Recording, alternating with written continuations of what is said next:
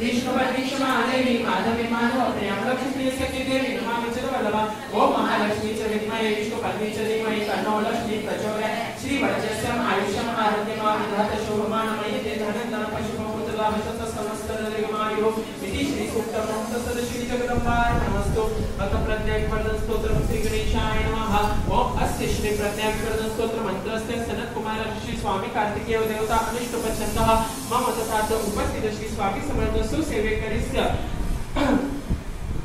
कामना सिद्ध्यर्थं श्री स्कंदवास योगीश्वर महासेना कार्तिकेय योगिनंदन स्कंद कुमार सेनानी स्वामी शंकर संभव काव्यास्तम्र चूडस्य ब्रह्मचारी ऋषिकी वजर्तारकारिणमा पुत्र कौचराति षडानन शब्द ब्रह्म स्वरूपस्य सिद्ध सारस्वत गुरु सनत कुमार